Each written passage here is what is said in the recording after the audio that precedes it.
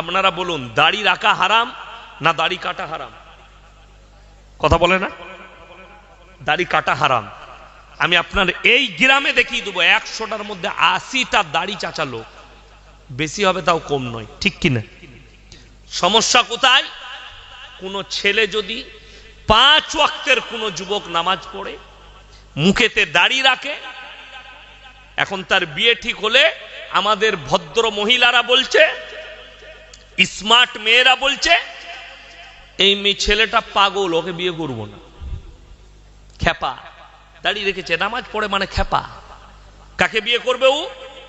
শুয়োরের মতো চুল কাটতে হবে, গাঁজা মদ খেতে হবে, হাতে চেন থাকবে, গলায় মাস্তানের মতো চেন থাকবে, কান ফুটো করে একটা বালি পড়বে, বলে এই ছেলেটা স্মার্ট।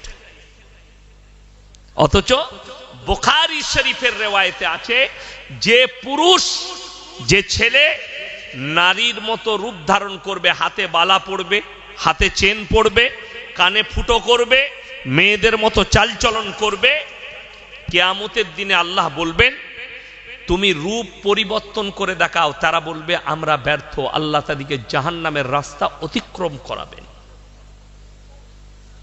আপনি কি করে দিন বুঝলেন? তার কারণ একটাই, সকল মুসলমান জানে, এটা মুখে মুখে জানে, আমলে নাই। মুসলমান আমল কোনগুলো করে জানেন? যেগুলো ইসলামী শরীয়তে গুরুত্ব নাই তার আমলটা বেশি, যেগুলো ফরজ, যেগুলোর গুরুত্ব আছে, ফরজ ওয়াজিব, এগুলো আমল করে। এইটা হচ্ছে মুসলমানের সমস্যা। শবে বরাত আসছে, নফল নামাজ নিয়ে মারামারি করবে, ঠিক কিনা? অথচ হারামখোর ফরজ নামাজ পড়ে না। ঠিক বললাম না ভুল বললাম? 1 ওয়াক্তের নামাজ পড়ে না, এই শবে বরাতের রাত্রে জেগে 75 রাকাত নামাজ পড়বে।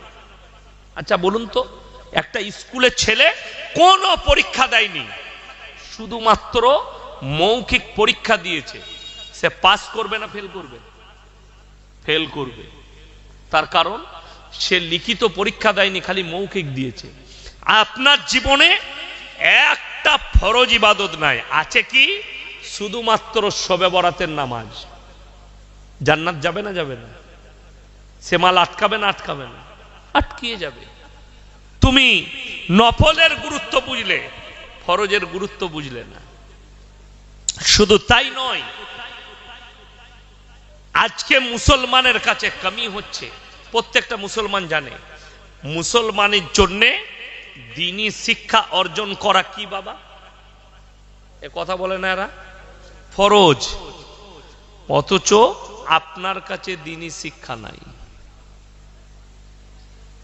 90টা মুসলমানের কাছে দ্বীনি শিক্ষা নাই, আর যার কারণে আপনার হারাম হালাল বিচার করার, চুজ করার ক্ষমতা নাই। কোনটা হারাম কোনটা হালাল সমাজে, এটা বিচার করার ক্ষমতা আপনার কাছে নেই। যার কারণে বেঈমান কাফেররা কামিয়াবি লাভ করেছে, আমরা নাকাম। আপনার সম্পর্ক আলেম থেকে বিচ্ছিন্ন, কোরআন থেকে বিচ্ছিন্ন, রাসূলের আদর্শ থেকে বিচ্ছিন্ন। একটা মোবাইলের দাম 15,000, ধার দেনা করেও বিবিকে একটা মোবাইল কিনে দিয়েছে, সন্তানকে একটা বন্ধন লোন নিয়ে, গ্রুপ লোন নিয়ে মোবাইল কিনে দিয়েছে, কিন্তু 500 টাকা দামি একটা বাংলা মানে কোরআন বিটিকে কিনে দিতে পারলেন না। আপনি বলছেন আমার বাড়িতে বরকত চাই। বরকত নেবেন কিসে?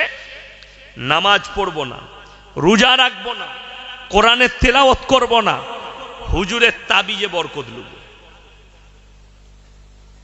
এক শ্রেণীর মানুষ আমাদের হুজুরের পেছনে ছুটে বেড়াচ্ছে। আমি 24 পরগনায় দেখেছি, এই উত্তর 24 পরগনা, আমি জায়গার নাম বলবো না।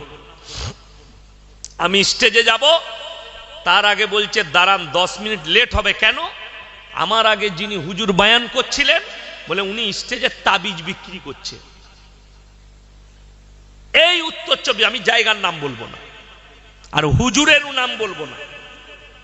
সে তাবিজ বিক্রি করছে আল্লাহর কসম স্টেজে, আর মানুষ কিনছে। এই তাবিজটা ছেলে হবে 501 টাকা দাম, এই তাবিজটায় ক্যান্সার ভালো হবে 2101 টাকা দাম। এইভাবে তাবিজগুলো স্টেজে বিক্রি করছেন। তেনার বিক্রি হয়ে গেল, আমি গেলাম, আমি বললাম বরকতের তাবিজ কে কে নিয়েছে? হাত তুলল। আমি বললাম, বাবা তোমার ক টাকা ইনকাম? হুজুর মাসে আমি 30,000 ইনকাম করি। আলহামদুলিল্লাহ, 30,000 ইনকামটাই কম পড়েছে, তাই বরকতের তাবিজ নিবে। আমি বললাম, তোমার ইমামের বেতন কত? 6,000। ইমাম সাহেবের বেতন 6,000। আমি বললাম, তাবিজে যদি তোমার বরকত হবে, তাহলে এরকম বুকা হুজুর কেউ আছে যে লোককে বড় লোক করে নিজে গরিব থাকবে? কথা বলে না? আমার মাদ্রাসায় আমার 11,000 টাকা বেতন, আমার আব্বার মাদ্রাসায়। তো আমাকে যদি আপনাদের গ্রামের কেউ বলে, হুজুর যখন বর্ধমান থেকে এসছেন একটা বরকতের তাবিজ দিয়ে যান, তোমার ইনকাম কত বাবা? বলে মাসে 50,000। তাহলে তাবিজটা ওকে আগে লাগবে না আমাকে লাগবে? আগে আমাকে লাগবে। ও তো 50,000 টাকা ইনকাম করে, আমার 11,000 ইনকাম। এই জিনিসটা বুঝতে আপনি পারেননি, তার কারণ হচ্ছে আপনার কাছে দিন নাই, আপনার কাছে দিনই শিক্ষা নেই, আপনার কাছে আপনার বাড়িতে কোরআন হাদিসের চর্চা নেই। তা না হলে রাসূল সাল্লাল্লাহু আলাইহি সাল্লামের হাদিস আপনি যদি আমল করতেন, আর মুসলমান যদি আমল করে, ধন সম্পদ বড় জিনিস নয়। আল্লাহর হাবিব সাল্লাল্লাহু আলাইহি সাল্লাম দুটো হাদিস বর্ণনা করলেন। নাম্বার 1, যারা আল্লাহর রাস্তায় দ্বীনের পথে থাকবে, আমি আল্লাহ মৃত্যুকাল পর্যন্ত তাদেরকে ইজ্জতের রুজি দান করব। নাম্বার 2, যারা 5 ওয়াক্তের নামাজি হবে, মৃত্যুকাল পর্যন্ত তাদের রুজিতে কোনোদিন আল্লাহ কমি দিবেন না। জোরে বলুন সুবহানাল্লাহ। আমাদের সমাজের লোক মসজিদে দোয়া কি করে? ওই দেখছিলাম বাংলাদেশের এক চাচা লটারির টিকিট কেটে মসজিদের ভেতরে দোয়া করছে। আল্লাহ গো, 1 ঘর কেটেছি, তুমি 1 কোটি ফেলি দিও, জীবন আর তোমার ঘর থেকে বেরোবো না। এই দোয়াটা করাটাই তো হারাম। কেন? হারাম জিনিস দিয়ে আল্লাহর কাছে পবিত্র আল্লাহর কাছে সে চাইছে, অথচ জিনিসটা হচ্ছে হারাম জিনিস। এ নিজেই জানে না। কেন? সেই চাচার জ্ঞান নেই যে লটারি কাটাটাই হারাম, তাইলে এর সম্পর্কে আল্লাহর কাছে চাইবো কি? যারা সম্পদের দোয়া চায়, তাদের থেকে বড় মূর্খ পৃথিবীতে কেউ নেই। আল্লাহর কাছে দোয়া যেটা চাইবেন, মুমিনের উচিত, মুমিন এবং মুমিনা নারী পুরুষের উচিত আল্লাহর কাছে দোয়া করবে নামাজের পাটিতে, আল্লাহ তুমি আমাকে মৃত্যুকাল পর্যন্ত ইজ্জতের এবং হালাল রুজি দান করো। টাকা থাকতে পারে, রুজির মালিক সকলে বলুন কে? আল্লাহ। টাকা থাকলেই খেতে পাওয়া যায়, রং কথা। টাকা থাকলেই রুজি পাওয়া যায়, রং কথা, ভুল কথা। কোটি টাকার মালিক আপনাকে দেখিয়ে দেবো, কলকাতায় খেতে পাই না, ডাক্তারে নিষেধ করে দিয়েছে, কিচ্ছু খাবি না। কি খাবি? বলে খালি বিনা চিনি চা খাগা, 600 গয়কার সুগার। কি খাবে সে? কিছুই খেতে পাবে না, ডাক্তারের নিষেধ। ক্যান্সার হয়েছে, খালি জুস খেতে পাবে, লিভার ক্যান্সার, হজম হচ্ছে, খালি লিকুইড খেয়ে যাও। কোটি টাকার মালিক গলায় ফুটো করে মেশিন দিয়ে খাবার যাচ্ছে। রুজির মালিক আল্লাহর। আপনি মাঠে চাষ করেন, বিবির সঙ্গে এক দস্তরখানে বসে খানা খাচ্ছেন, আল্লাহর শুকর আদায় করবেন। কলকাতায় কোটি টাকার মালিক রাত 2টোয় ঘর ঢুকে মদ খেয়ে 12 মুন্ডা পড়ে, বউ শুয়ে আছে কুকুরের সাথে, আর সে 12 মুন্ডা পড়ে সই কোথায়? সোপায়, বিবির পাশে শুতেও পাই না। আর আপনি চাষিবাসী লোক, সন্ধ্যাবেলায় সবজি বেচে এসে স্বরূপনগর থেকে একটু আলু বেচে এসে রেশান নামাজ মসজিদে পড়তে পেরেছেন, আর বিবির দস্তরখানে বসে ডাল আলু দিয়ে ভাত খেয়েছেন, আর বিবির গলায় হাত রেখে ফজর পর্যন্ত ঘুমাচ্ছেন, সিজদায় পড়ে কাঁদবেন, আল্লাহ আমার থেকে দামি সুখী আর পৃথিবীতে কেউ নাই। এইটা হচ্ছে সুখ, আর এইটা হচ্ছে হালাল রুজি। টাকা থাকলে ভালো মন্দ খাই। কলকাতায় গিয়ে প্রেসিডেন্টি জেলে একবার পার্থবাবুকে জিজ্ঞেস করে আসুন, স্যার টাকায় কত সুখ? উনি বলে দিবে। উনার গার্লফ্রেন্ডের ঘর থেকে 250 কোটি টাকা বেরিয়েছে, পুরা রুটি আর ডাল খেতে হচ্ছে জেলের কুঠরিতে বসে। তার নাম আল্লাহ। রুজি আল্লাহ মাপেন। ওই জন্য কোরআনে আল্লাহ সাবধান বাণী দিয়েছেন যে শোনো, তোমরা ঘটনা শুনে নাও, আমি আল্লাহ যাকে রুজি দিব পৃথিবীর কেউ তাকে আটকাতে পারবে না। কোরআন সূরা মারইয়াম, ওয়াজকুর ফিল কিতাবি মারইয়াম ইদিন তাবাদাত মিন আহলিহা মাকানান শারকিয়া।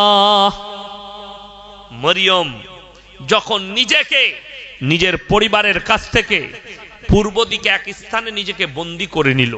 মরিয়মটাকে হযরতে ঈসা মসির মা, ঈসা নবীর মা মরিয়ম, সূরা মারইয়াম তার নামেই অবতীর্ণ হয়েছে এবং তার সম্পূর্ণ ঘটনা বৃত্তান্ত আল্লাহ এই সূরা মারইয়ামে বর্ণনা করেছে এবং অন্যান্য নবীদের কথাও আল্লাহ তাআলা এই সূরায় উল্লেখ করেছেন। হযরতে মারইয়াম ঘরের মধ্যে বন্দী, খাবার দাবার কি করে আসবে? তার কাছে আল্লাহ জান্নাত থেকে খাবার পাঠিয়েছেন, জোরে বলুন সুবহানাল্লাহ। হযরতে জাকারিয়া যখন দেখলেন এত ভালো মন্দ ওর খাঞ্চায়, যে ফলগুলো পৃথিবীর কোনো ফল নয়, আশ্চর্য রকম ফল যেটা পৃথিবীর মানুষ কোনোদিন দেখেনি, মারইয়ামকে বললেন, ক্বালা ইয়া মারইয়ামু আন্না লাকি হাদা, হে মারইয়াম এই সমস্ত ভালো মন্দ খাবার দাবার কোথা থেকে পাচ্ছ? মারইয়াম উত্তর করলেন, ক্বালাত হুয়া মিন ইনদিল্লাহ ইন্নাল্লাহা ইয়ারযুকু মান ইয়াশাউ বিগাইরি হিসাব। আল্লাহ যাকে ভালোবাসেন, যাকে পছন্দ করেন, তাকে বেসুমার রিজক দান করেন। কোথা থেকে দেব, কেমন করে দেব, আমি আল্লাহ ছাড়া পৃথিবীর কেউ জানে না, জোরে বলুন সুবহানাল্লাহ।